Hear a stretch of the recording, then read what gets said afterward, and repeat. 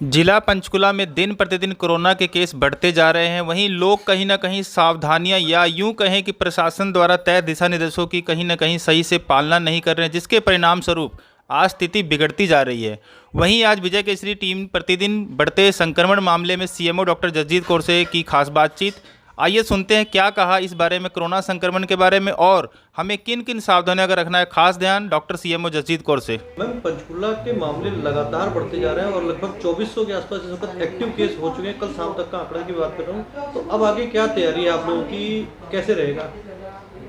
बिल्कुल सही है। अप्रैल के पहले हफ्ते से ही हमारे जो केसेस हैं लगातार एक बड़ी तेज़ी से बढ़ते हुए नज़र आ रहे हैं। इन लगभग 20 एक दिनों में हमारे पास 4500 के करीब पॉजिटिव केसेस आए हैं। पहले पूरे पेंडेमिक के दौरान इस तरीके से नहीं बढ़े। इसके चलते हमारी तैयारी हमने साथ के साथ शुरू कर दी है। जो एडिशनल बेड्स हैं उनकी तैयारियां चल रही हैं। जो हम BRS डेंटल कॉलेज और स्वामी देवी दयाल कॉलेज जैसे पहले हमने रिक्विजिशन किया था वैसे ही कर लिया गया है। ज़्यादा दिक्कत जो आ रही है वो ऑक्सीजन बेड्स के लिए हमें तैयारी करनी है। वो हमारा एडिशनल एक ब्लॉक GH6 में भी ऐड कर लिया गया है और एक दो प्राइवेट हॉस्पिटल भी देखे जा रहे हैं। अगर ज़रूरत पड़ने पे उनको रिक्विजिशन किया जाएगा। साथ के साथ स्वामी देवी दयाल के उसमें भी 25 के करीब हमारे ऑक्सीजन के बेड्स लग सकते हैं। वो उस पर काम कर रहे हैं। ज़रूरत पड़ने पे ज़्यादा एक ब्लॉक ऐड करना होगा अगर एक्स्ट्रा, तो हम पॉलीक्लिनिक 26 में MCX सर्विसेज कुछ लेके वहाँ शुरू करेंगे ताकि यहाँ के भी कुछ एडिशनल बेड्स जो हैं। आपने बात ऑक्सीजन बेड की मार्केट में इस वक्त सबसे ज़्यादा जो दिक्कत हो रही है रेमडेसिविर इंजेक्शन की दिक्कत हो रही है, जो कालाबाजारी में बिक रहा है। पंचकुला ने कुछ पकड़े भी गए हैं कुछ लोग जो है, तो उसकी क्या तैयारी है? मतलब पंचकुला प्रशासन आपकी मतलब हॉस्पिटल की। देखिए, हमें कल जो था एक हमारे हॉस्पिटल के लिए स्टॉक अवेलेबल है हमारे मरीज़ों के लिए। कल भी आ गया है हेडक्वार्टर से और हमने दोबारा भी उनसे लिखा है कि इसकी सप्लाई जो है इमीडिएटली करवाई जाए और हेडक्वार्टर ने ऑर्डर भी किया है जो मेरी नोटिस में है। तो कोशिश यही की जा रही है कि साथ ही साथ ये दवाइयाँ जो हैं ठीक मात्रा में, पर्याप्त मात्रा में अवेलेबल करवाई जाए। जहाँ कहीं हमें प्राइवेट सेक्टर से भी लगता है कि इस चीज़ की शॉर्टेज नज़र आती हुई, तो हम स्टेट ड्रग कंट्रोलर के माध्यम से उनकी भी हेल्प करवा रहे हैं कि उनको ये दवाइयाँ जो हैं समय से मिल सकें। मैम, एक चीज़ थोड़ा सा पूछूंगा आपसे, आपने डबल मास्क लगा रखा है, इसका रीजन क्या है? क्योंकि हम लोग ने सिंगल मास्क लगा के रखते हैं, क्या वजह है कि आपने डबल मास्क लगाया हुआ है? डबल मास्क आज कल क्योंकि हमें ये अब जो छोटे पार्टिकल्स होते हैं तो वो एयरबोर्न इन्फेक्शन का चांस भी उससे बढ़ गया है।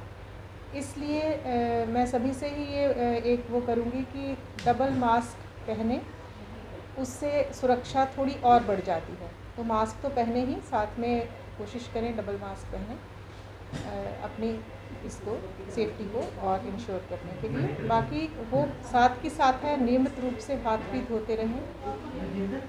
साथ के साथ भीड़ भाड़ के इलाके में बिल्कुल ना जाएं, बिकॉज़ अब ये कम्युनिटी स्प्रेड की तरफ बढ़ता हुआ नज़र आ रहा है। कई कई जगह पे 30% लोग पॉजिटिव हैं। हमारे यहाँ भी पंचकुला में करीबन 15% के करीब पॉजिटिविटी रोज़ की निकल रही है, पर वो है जो हम टेस्ट कर रहे हैं। कुछ लोग एसिम्प्टोमेटिक भी होंगे, वो उनको आप जब मिलते हैं लोगों से, भीड़ भाड़ के इलाकों में जाते हैं, नहीं पता चलता। ट्रांसमिसिबिलिटी बहुत हाई है इस वेरिएंट की, बहुत लोग संक्रमण हो रहा है, बहुत ज़्यादा लोगों का।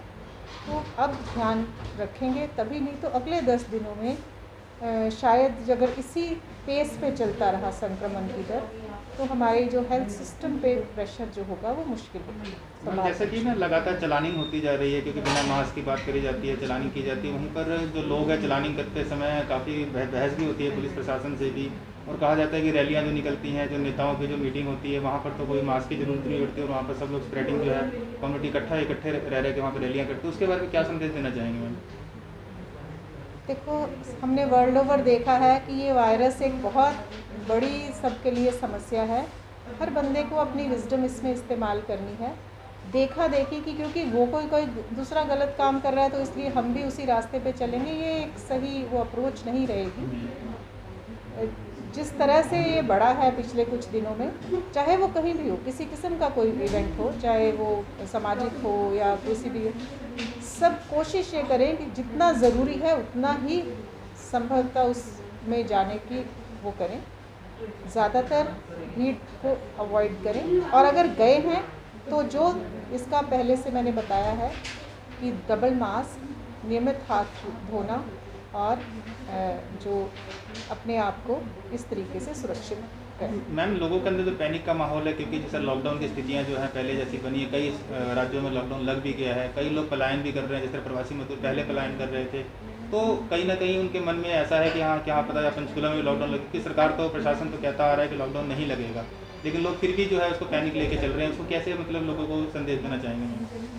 देखिए, कोशिश यही करी जा रही है कि लॉकडाउन का नौबत ना आए, पर ये लोगों के हाथ में है। सीधा मैं इसलिए बताना चाहूँगी, अगर हम अपने आप अपने बिहेवियर को, जो कोविड अप्रोप्रिएट बिहेवियर जिसको कहते हैं, उसकी पालना करेंगे, उसका ध्यान रखेंगे, ट्रांसमिशन रुक जाएगी। मरीज़ जो हैं उनका हमारे लिए अभी तक पर्याप्त मात्रा में बेड्स हैं, ऑक्सीजन है, दवाइयाँ हैं, पर जैसे जैसे नंबर बढ़ता जा रहा है वो उसकी तरफ हमारा मुश्किलें बढ़ेंगी। इसलिए ताकि लॉकडाउन ना लगे, सब लोग संयम से काम लें। इस समय संयम बरतने का वो है, घरों में बैठें, जहाँ ज़रूरत है, जहाँ निकलना ज़रूरी है वहाँ पर मास्क पहन के, डबल मास्क पहन के निकलें और हर तरीके से बिहेवियर को उस तरीके से रखें ताकि हमें उस तक ना पहुँच पाए।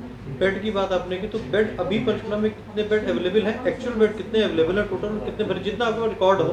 हाँ जी, हमारे पास इस टाइम पे जो ऑक्सीजन वाले बेड हैं 252 बेड्स हैं, उसमें से हमारे लगभग 216 बेड्स जो हैं वो उनके मरीज़ इस समय हैं। जो हमारे बाईपैप और वेंटिलेटर की फैसिलिटी है वो पूरी तरह से भरी हुई है, उसमें अभी तक हमारे पास कोई मतलब बेड भरे हुए हैं और ज़्यादातर लोग बाईपैप पे मशीनें भी वो यूज़ हो रही हैं। ऑक्सीजन वाले बेड हमारे 30 के करीब अभी अवेलेबल हैं GH6 में, और जैसे जैसे मरीज़ डिस्चार्ज होते हैं प्राइवेट में भी अवेलेबल हो जाता है।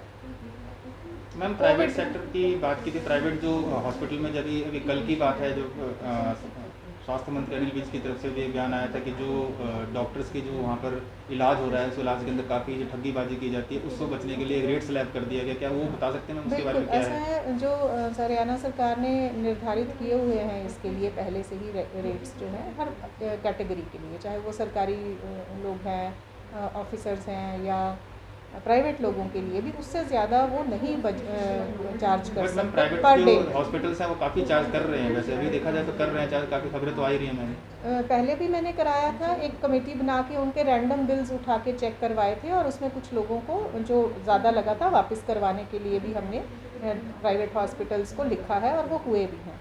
इसी प्रकार से अब भी दोबारा से एक कमेटी बना के हम अगर किसी की शिकायत है वो भी हमने एक कमेटी बनवा के जांच भी करवाई थी और वो भी एक पेशेंट का वापस करवाया था। इसी तरीके से अगर कहीं भी ज़्यादा चार्जेस हैं वो डिस्प्ले कराए गए हैं चार्जेस उनके काउंटर्स पे। मैं एक काम और कर सकती हूँ कि इसको मैं मीडिया में भी जो रेट्स हैं दे दूँगी ताकि लोगों को जानकारी रहे ज़्यादा से ज़्यादा कि क्या रेट्स चल रहे हैं जो होने चाहिए सरकार के हिसाब से, उनको जानकारी रहेगी। तो अगर ज़्यादा रेट है प्लीज़ उसकी बताएं, हमें टाइमली बताएं ताकि हम अपनी जांच कराने के बाद उसका उसी हिसाब से एक्शन ले सकें। एट द एंड मैम जो नंबर्स हैं जरा वो क्लियर कर दीजिए, क्या नंबर है? कल जो शाम तक की रिपोर्ट आई है आपके पास, क्या नंबर टोटल आए हैं? हाँ, हमारे पास टोटल अभी तक पंचकुला में 17,364 लोग पॉजिटिव आए हैं, उसमें से हमारे 2,357 कल शाम तक एक्टिव केसेस थे और ज़्यादातर केसेस हमारे अभी होम आइसोलेशन में हैं। 252 के करीब हमारे दाखिल थे अलग अलग अस्पतालों में और कोविड केयर सेंटर में, और 2200 के करीब जो लोग हैं हमारे होम आइसोलेशन। वैसे मैम ट्रीटमेंट में अगर देखा जाए जो एडमिशन हो जाती है कोविड पेशेंट की, तो कितने दिन में ट्रीटमेंट उसका हो जाता है? वैसे ये कहना मुश्किल है, ये केस टू केस पे होता है। देखो, जो तो एसिम्प्टोमेटिक हैं, घरों में हैं, वो तो 10 दिन में हम कहते हैं कि वो नॉन इन्फेक्टिव हो जाते हैं और वो नॉर्मली क्लिनिकली भी ठीक हो जाती है उनकी जो स्वास्थ्य है। पर एक बार अगर किसी का चेस्ट इन्वॉल्वमेंट, जिसको लंग की इन्वॉल्वमेंट है, और दूसरे जो बायोलॉजिकल पैरामीटर्स हैं, टेस्ट हैं, जैसे ब्लड में अगर क्लॉटिंग शुरू होती है तो वो उसको किस बेसलाइन बीमारी, शुगर है किसी को, हाइपरटेंशन है, तो उसके चलते उसका आउटकम अलग अलग तरीके से आता है। और एक वैक्सीनेशन अगर हुई है किसी की तो उसमें सिम्टम्स कम आ रहे हैं और फर्टिलिटीज़ भी रिलेटिवली कम है।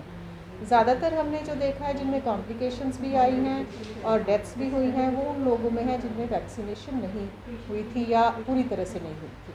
कईयों को एक टीका लग चुका था पर वो भी कंप्लीट नहीं थी। सो उसके चलते हर एक का जो क्लिनिकल आउटकम है वो कुछ फैक्टर्स पे डिपेंड करता है। तो ये कहना आपने बात टीके की है, तो टीका अभी 1 मई से 18 साल से ऊपर के लोगों को लगना शुरू हो जाएगा। तो एक आप अपील चाहें तो हमारे मीडिया के थ्रू आप कर सकते हैं लोगों से, पंचकुला के लोगों से। ज़रूर जी, बिल्कुल। अब हमें कोशिश यही चल रही है कि हम 45 साल के ऊपर के लोगों को अगले हफ्ते में पूरी तरह से उनका इम्यूनाइजेशन कंप्लीट कर दें। और जैसे ही हमारा 1 मई से सभी के लिए शुरू होगा, वैक्सीनेशन की व्यवस्था को और बढ़ा दिया जाएगा। इसके लिए हमें स्टूडेंट नर्सिंग स्टाफ और जो डॉक्टर्स स्टूडेंट्स हैं उनकी वो भी मदद दी जा रही है ताकि हम इतने साइट्स बना सकें कि लोगों को जल्दी से जल्दी, जितनी जल्दी हो सके, सबको वैक्सीनेट किया जा सके। और सब लोग देना चाहेंगे मैम लोगों को? सबसे पहले ये जो लोग वैक्सीनेशन नहीं करवा रहे आगे आएँ, वैक्सीनेशन जल्दी से जल्दी कराएं। 45 साल के ऊपर वाले अगले हफ्ते के अंदर अंदर अपनी वैक्सीनेशन करवा लें ताकि हम जैसे ही दूसरे लोगों की 45 से नीचे वालों की शुरुआत करें वो भी क्योंकि ज़्यादा संक्रमण अब हमें जवानों में दिख रहा है, यूथ में दिख रहा है, तो उनको भी हमने जल्दी से जल्दी वैक्सीनेट करना है। डिले ना करें, अपने अपने एरिया में इसको अपने एक सिटीजन्स रिस्पॉन्सिबिलिटी समझते हुए खुद भी आगे आएँ, वैक्सीनेशन करवाएँ और अपने दूसरे लोगों को भी साथ लें। Thank you.